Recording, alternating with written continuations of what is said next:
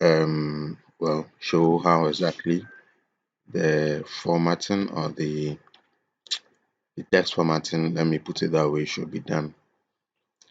First of all, we need to show the navigation pane. LC, since you're going to be doing this going forward, largely, let me use the word largely, you can use your discretion as per your training to academic training, I mean, to make the content of the document as let's say as attractive as possible, as reader friendly as possible. The first thing is to identify the various sections. So we have the executive summary here, which is all blank, the product description, business model, etc. What I've done here is to save space and reduce the number of pages by creating two columns for the document. So when you look over here, rather than having a full page column like normally, we have this column and then that column. All because of the column settings here. We have two columns instead of one. Instead of this, we have this because this saves a lot more space and makes the work, well, makes the document less bulkier. It saves all the waste spaces or the surplus spaces. So now let's kick straight into action. So after the various people have finished developing the content for the various chapters, they are going to be sending them to you. When you receive from them, you just copy what they have and then paste into this template. So you copy and paste for all the various chapters I receive from the various people. Copy and paste it all through to the end. That's per the structure of the nature of the plan we are doing. After copying and pasting, the next significant thing to do is to know how to dress the document to make it nice. Well, that is as per this document. If you have an ingenious way of making a document more attractive, you can implement it or bring it up for discussion. So there are different shades of the blue. There is this dark blue, there is this light blue, there is this without shading bar underlined, and there are several others. What this goes to show is, let's say there are the various headings. So like you have in writing back in school, you have headings and then subheadings, and then you have subheadings, subheadings like that. That is reflected in the main heading being, let's say, 1, the subheading being 1.1, the next subheading being 1.1.1, then 1.1.1.1. I think you catch the drift. And that is exemplified by fundamentally applying the number system here. So using this one heading. So heading 1, heading 2, heading 3, like that. So it reflects in this way. It reflects in this way. If you are going to show the, if you are going to be using the numbering, then it's most ideal to end somewhere at the 3 level rather than doing a 4 level, a 5 level, or even a 6 level. It's not proper. So what I'll tend to do is I'll highlight this and then I'll click on here to remove it. Then once I've made a change to this, I need to come up here. You see, this is heading 6, which I've changed. This is heading 6, 5, 4, 3, 2, 1, like that. So once I've made a change to heading 6, I have to come to this styles box and then move the cursor over heading 6, right click, and then select update heading 6 to match selection. So you're updating what is here in this pane to match what we've newly developed. So updates like that, then it affects all the other heading 6s. Now let's do same for heading 5. So I'll select heading 5, then click this to remove it. Then I need to make sure this heading 5 here looks like this heading 5 here, and then all the others. So I'll come back and then I'll right click and then update heading 5 to match selection. So you can change all these other heading styles to match which any design you make here. So this one, for instance, I don't like how this one is looking because it's not really presentable. So what I have is the options I have is to either change the font type or change the font size. And I don't want to change the font size, so I'll change the font type to maybe possibly the same Franklin Gothic I'm using. So this Franklin Gothic 9, size 9. This is size 9.5. So let me make the size 9.5 too. So size 9.5 like that. Since I've made changes to it, this must look like this. So I need to come here, update. There we go. So we have it showing there like that. And let me do same. Let me change all of them to Franklin Gothic actually. So highlight Franklin Gothic 9.5. Then I update this. I do same for this 9.5 Franklin Gothic. Okay. Then finally Franklin Gothic 9.5.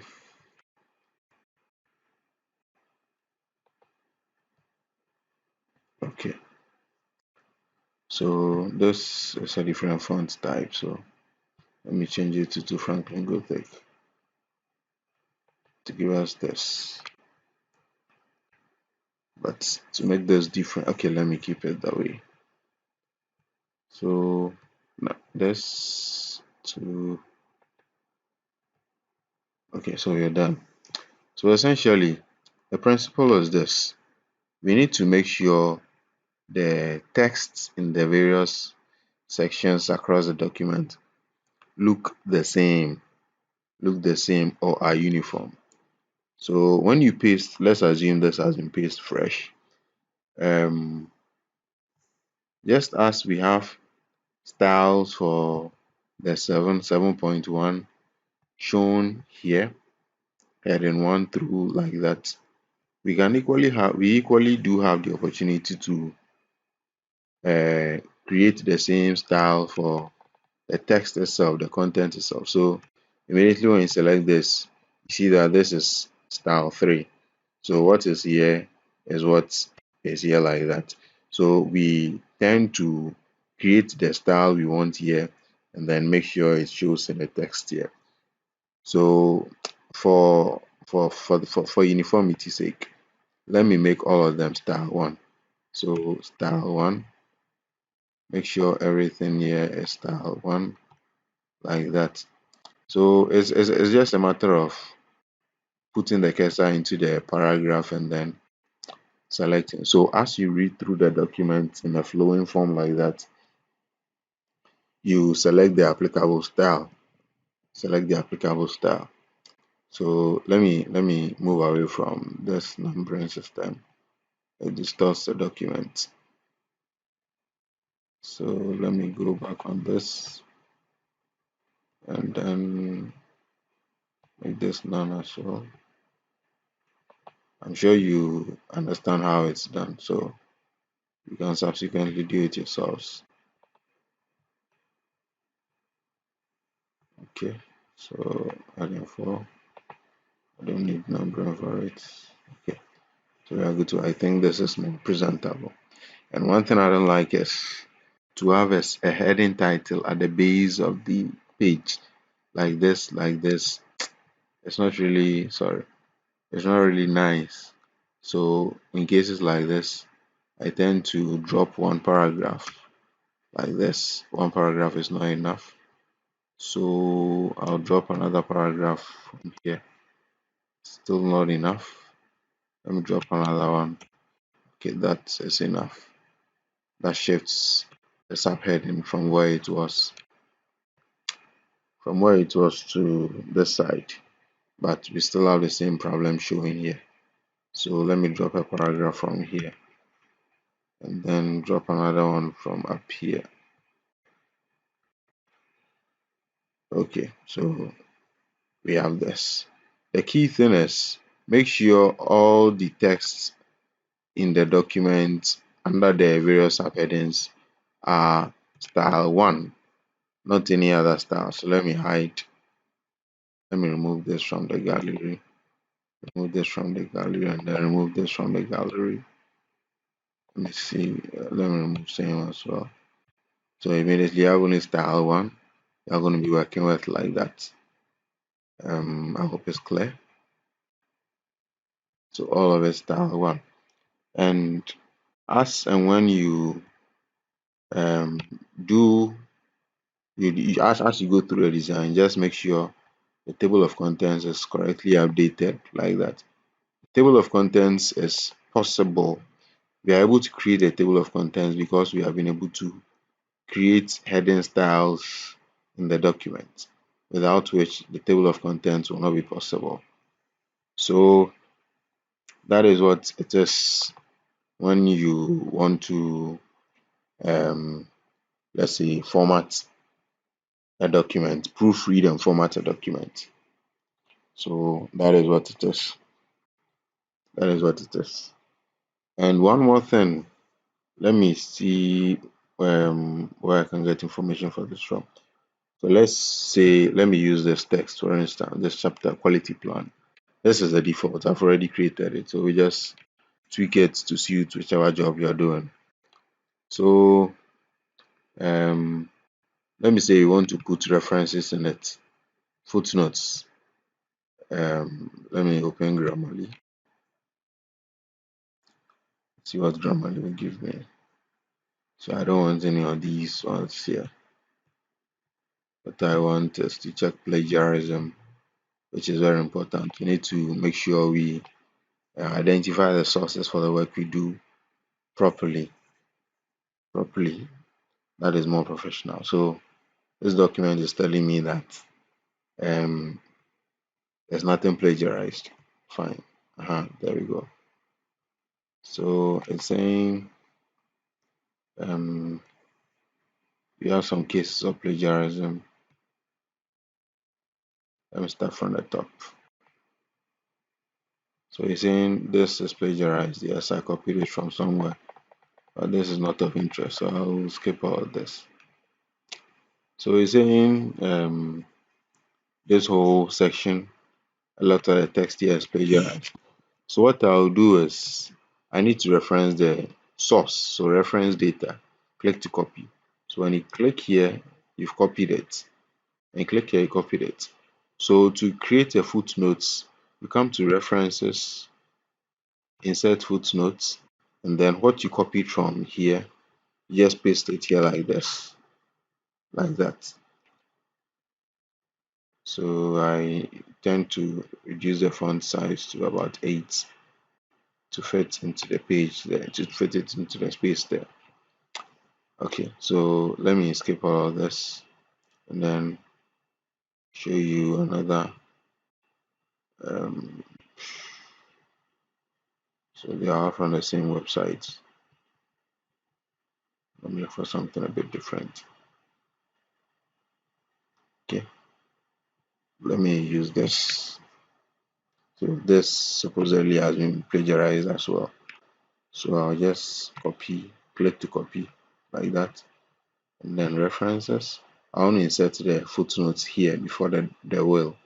So insert footnotes and then paste. As simple as that.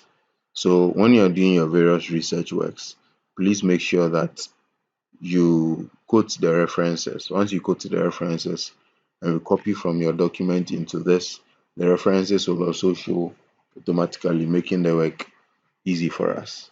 So let me remove them, and then we are good to go. So that is how it works. If you have any questions, do ask me. If you have any questions, do ask me. Okay. So let me close this. I'm going to email this to you to use henceforth. So um, So let's go to else. Okay, then CC Lattice. So we have business plan templates. So object in please use this science first. Okay, so let me just like that. Let me just drag it into this. Okay, send. Okay, so now with that, thank you very much.